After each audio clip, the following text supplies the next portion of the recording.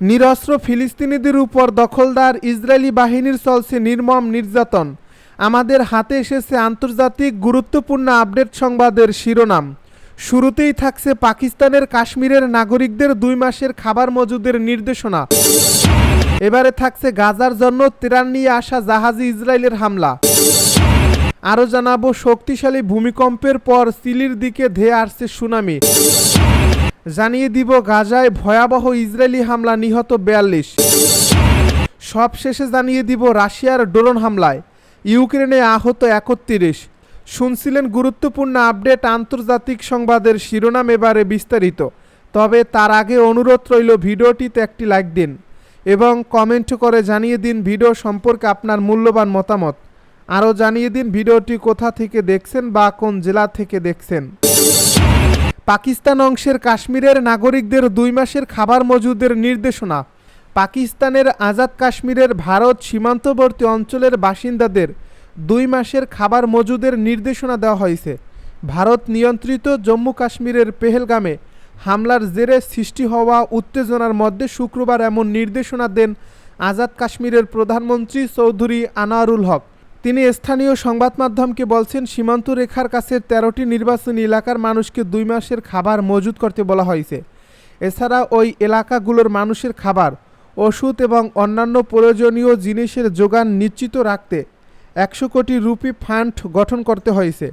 আজাদ কাশ্মীরের রাস্তাঘাটগুলো ঠিক রাখতে সরকারের পাশাপাশি বেসরকারি মালিকানাধীন যন্ত্রপাতিও সীমান্ত রেখার কাছে মোতায়েন করা হয়েছে বলে জানান তিনি। এছাড়া পেহেলগামে হামলায় সৃষ্ট উত্তেজনার জেরে যে কোনো সময় সামরিক হামলা করতে পারে ভারতীয় সেনাবাহিনী। এমন আশঙ্কায় 10 দিনের জন্য বন্ধ করা হয়েছে পাকিস্তান নিয়ন্ত্রিত কাশ্মীরের সব মাদ্রাসা। বৃহস্পতিবার এক সরকারি নোটিশে এ আদেশ জারি করা হয়। গাজার জন্য ত্রাণ নিয়ে আসা জাহাজে ইসরায়েলের হামলা। গাজায় ত্রাণ নিয়ে যাওয়ার পথে আন্তর্জাতিক জলসীমায় একটি জাহাজে হামলা করেছে ইসরায়েল।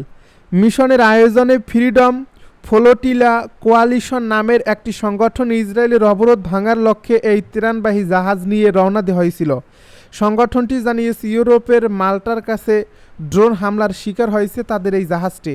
শুক্রবার এক বিবৃতিতে এফএফসি বলছে, সশস্ত্র ড্রোনগুলো নিরস্ত্র বেসামরিক জাহাজের সামনের দিকে 2 বার আক্রমণ করছে।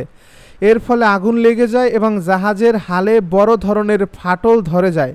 এ বিবৃতিতে ইসরায়েলের উদ্দেশ্যে বলা হয়, ইসরায়েলি রাষ্ট্রদূতের তলব করতে হবে এবং আন্তর্জাতিক আইন লঙ্ঘনের জবাব দিতে হবে, যার মধ্যে চলমান অবরোধ এবং আন্তর্জাতিক জলসীমায় আমাদের বেসামরিক জাহাজে বোমা হামলা অন্তর্ভুক্ত রয়েছে। তবে ইসরায়েল ড্রোন হামলার বিষয়ে এখন কোনো মন্তব্য করেনি। সংগঠনটির একজন নিকোল জেন্স আল জাজিরাকে বলেন, শুক্রবার স্থানীয় সময় দুপুর 12:23 আক্রমণের ফলে জাহাজে একটি গর্ত তৈরি হয় এবং ইঞ্জিনে আগুন ধরে যায়। জাহাজে থাকা 30 জন তুর্কি এবং আজারবাইজান নাগরিক জাহাজটিকে ভাসিয়ে রাখার জন্য তীব্র প্রচেষ্টা চালিয়েছেন। শক্তিশালী ভূমিকম্পের পর চিলির দিকে ধেয়ে আসছে সুনামি। আর্জেন্টিনা ও চিলিতে আজ শুক্রবার আঘাত এনেছে 7.4 মাত্রার শক্তিশালী ভূমিকম্প। এর পরপরই চিলিতে সুনামি সতর্কতা জারি করা হয়েছে। যুক্তরাষ্ট্রের ভূতাত্ত্বিক জরিপ সংস্থা জানিয়েছে, এই ভূমিকম্পটি সংঘটিত হয়েছে ক্যাপ হর্ন ও অ্যান্টার্কটিকার মধ্যবর্তী ড্রেক প্যাসেজে। মাটি থেকে এ কম্পনটির গভীরতা ছিল মাত্র 10 কিলোমিটার। ভূমিকম্পের পর চিলির বিপর্যয় প্রতিরোধ সংস্থা দেশটির দক্ষিণাঞ্চলের মেগালেন্স অঞ্চলের উপকূলীয় এলাকার সব মানুষকে সরে যেতে নির্দেশনা দিয়েছে। সংস্থাটি সতর্কতা দিয়ে বলেছে, সেখানে সুনামির ঢেউ আঘাত আনতে পারে। সামাজিক মাধ্যমে প্রকাশিত ভিডিওতে দেখা গেছে মেগালেন্সে সুনামির সতর্কতামূলক সাইরেন বাজছে আর মানুষ খুব স্বাভাবিকভাবে সেখান থেকে সরে যাচ্ছেন। চিলির হাইড্রোগ্রাফিক অ্যান্ড ওশেনগ্রাফিক সার্ভিস বাংলাদেশ সময় রাত 8:30টার দিকে জানিয়েছে, আগামী কয়েক ঘন্টার মধ্যে চিলির সর্বদক্ষিণের বিভিন্ন শহর এবং অ্যান্টার্কটিকার বেশে সুনামির ঢেউ আছড়ে পড়তে পারে। গাজায় ভয়াবহ ইসরায়েলি হামলা, নিহত 42। ফিলিস্তিনের গাজায় ভোর থেকেই বিমান হামলা চালাচ্ছে ইসরায়েল। এতে দুপুর নাগাদ 42 জন নিহত হয়েছে। নিহতের সংখ্যা আরও বাড়তে পারে। শুক্রবার আল জাজিরার এক প্রতিবেদনে এই তথ্য জানানো হয়। বলা হয়, ভোরের দিকে শুরু হওয়া ইসরায়েলের ভয়াবহ হামলা অব্যাহত রয়েছে। বিভিন্ন স্থান থেকে নিহতের খবর আসছে। চিকিৎসা সূত্রে আল জাজিরাকে জানিয়েছে, ভোর থেকে উপত্যকায় ইসরায়েলি বাহিনীর বিমান হামলায় ৪২ ফিলিস্তিনি নিহত হয়েছেন। মধ্য গাজায় ইসরায়েলি হামলায় মৃতের সংখ্যা বেশি। এছাড়া ইসরায়েলি সেনাবাহিনী বুরেই শরণার্থী শিবিরে একটি বাড়িতে বোমা হামলা চালিয়েছে। আল জাজিরার সংবাদদাতা জানিয়েছে সেখানে মৃতের সংখ্যা বেড়ে ৮ জনে দাঁড়িয়েছে। নিহতের সবাই একই পরিবারের। পৃথক এক হামলায় মধ্য ও উত্তর গাজায় ইসরায়েলি হামলায় ৯ জন নিহত হয়েছেন। সেখানে ইসরায়েলি সেনাবাহিনী ২টি পৃথক বাড়িতে বোমা হামলা চালিয়ে শিশু ও নারীসহ বেসামরিক নাগরিক হত্যা করে।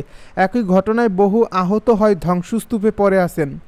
স্থানীয় সূত্র ওয়াফা সংবাদ সংস্থাকে জানিয়েছে গাজা শহরের উত্তর পশ্চিমে শেখ রাদওয়ান পাড়ায় একটি বাড়িতে ইসরায়েলি যুদ্ধবিমানের বোমা হামলায় ২ ফিলিস্তিনি নিহত এবং বেশ কয়েকজন আহত হয়েছে।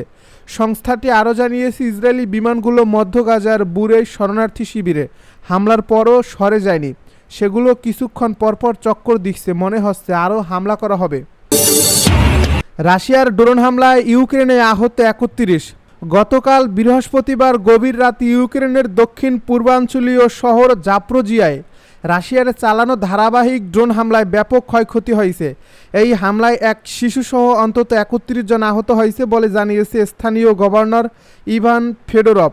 ফেডোরভ জানান রুশ বাহিনী এই শহরটিতে অন্তত 10টি পৃথক হামলা চালিয়েছে। এসব হামলায় ক্ষতিগ্রস্ত হয়েছে একাধিক ব্যক্তিগত বাড়ি, 10টি বহুতল অ্যাপার্টমেন্ট ভবন, একটি শিক্ষা প্রতিষ্ঠান ও গুরুত্বপূর্ণ অবকাঠামো। তিনি আরও জানায় ধ্বংসস্তূপের নিচ থেকে ৩ জনকে জীবিত উদ্ধার করা হয়েছে এবং আহত ১২ জনকে হাসপাতালে ভর্তি করা হয়েছে। এই হামলার পর জাপ্রোজিয়ার বিভিন্ন এলাকায় আগুন ছড়িয়ে পড়ে। সামাজিক মাধ্যমে ছড়িয়ে পড়া ছবিতে দেখা গেছে আগুনে পুড়ে যাওয়া ভবনগুলোতে উদ্ধারকারীরা কাজ করছে এবং লম্বা সিঁড়ি বেয়ে তারা ক্ষতিগ্রস্ত অ্যাপার্টমেন্টগুলোর বাসিন্দাদের নিরাপদে সরিয়ে নিচ্ছে। একটি ছবিতে আহত একজনকে স্ট্রেচারে করে নিয়ে যেতে দেখা যায়। পরমাণু আলোচনা স্থগিত, রোমে ইরান যুক্তরাষ্ট্র বৈঠক অনিশ্চিত। রোমে ইরান ও যুক্তরাষ্ট্রের মধ্যে চতুর্থ দফার পরমাণু আলোচনা স্থগিত করা হয়েছে। বিষয়টি বৃহস্পতিবার নিশ্চিত করেছেন ইরানের এক ঊর্ধ্বতন কর্মকর্তা। তিনি জানান আলোচনার নতুন সময়সূচি নির্ভর করবে ওয়াশিংটনের অবস্থানের উপর। প্রাথমিকভাবে শনিবার ৩ মে রোমে এ আলোচনা অনুষ্ঠিত হওয়ার কথা ছিল, তবে এখন সেটি পিছিয়ে গেছে। ইরানি কর্মকর্তা বলেন পরমাণু আলোচনা চলাকালে যুক্তরাষ্ট্রের নিষেধাজ্ঞা কোনোভাবেই কূটনৈতিক সমাধানে সহায়ক নয়। ওয়াশিংটনের অবস্থানের উপর নির্ভর করে নতুন তারিখ ঠিক করা হবে। এ বিষয়ে মধ্যস্থতাকারী দেশ ওমান বৃহস্পতিবার জানায় লজিস্টিক্যাল কারণে রোমে নির্ধারিত তারিখে আলোচনা সম্ভব হচ্ছে না। এদিকে আলোচনার সঙ্গে সম্পৃক্ত একটি সূত্র বার্তা সংস্থা রয়টার্সকে জানায় যুক্তরাষ্ট্র কখনোই রোমে অনুষ্ঠেয় চতুর্থ দফার আলোচনায় তাদের অংশগ্রহণ নিশ্চিত করেনি। সূত্রটি আরও জানায় আলোচনা কখন কোথায় অনুষ্ঠিত হবে তা এখনও নির্ধারিত হয়নি, তবে শীঘ্রই এ বিষয়ে সিদ্ধান্ত আসবে বলে আশা করা হচ্ছে। এ সময় ইরান যুক্তরাষ্ট্রকে অসঙ্গত আচরণ ও উস্কানিমূলক মন্তব্যের জন্য অভিযুক্ত করে। ইরানের অভিযোগ যুক্তরাষ্ট্র একদিকে আলোচনা চায়, অন্যদিকে নিষেধাজ্ঞা আরোপ করছে এবং ইয়েমেনের হুতি গোষ্ঠীর প্রতি তেহরানের সমর্থন নিয়ে হুঁশিয়ারিও দিচ্ছে। ইরানের পররাষ্ট্র মন্ত্রণালয়ের মুখপাত্র ইসরায়েলি বাঘারি জানান তেহরান যুক্তরাষ্ট্রের সঙ্গে গঠনমূলক আলোচনায় বসতে আগ্রহী এবং তারা এ বিষয়ে পুরোপুরি প্রস্তুত। তবে পারমাণবিক আলোচনা ঘিরে যুক্তরাষ্ট্র ও ইরানের মধ্যে উত্তেজনা বাড়িয়ে দিয়েছে ইয়েমেনের হুতি ইস্যু। সামাজিক যোগাযোগ মাধ্যম এক্সে যুক্তরাষ্ট্রের সাবেক সেনা কর্মকর্তা ও রাজনীতিক পিট হেগসেত এক বার্তায় বলেন ইরানের প্রতি আমাদের বার্তা পরিষ্কার, আপনারা হুতিদেরকে যে সমর্থন দিচ্ছেন তা আমরা দেখছি। মার্কিন সামরিক বাহিনী কী করতে পারে তা আপনাদের জানা আছে। আমাদের সময় ও পছন্দ মতো জায়গায় আপনাদের জবাব দেওয়া হবে। পরে তিনি মার্চে ট্রাম্পের ট্রুথ সোশ্যালে দেওয়া একটি বার্তা পুনরায় শেয়ার করেন, যেখানে বলা হয়েছিল হুতিদের চালানো যে কোনো হামলার জন্য ইরানই দায়ী থাকবে। তবে ইরান বরাবরই দাবি করে আসছে হুতিরা স্বাধীনভাবে কাজ করে।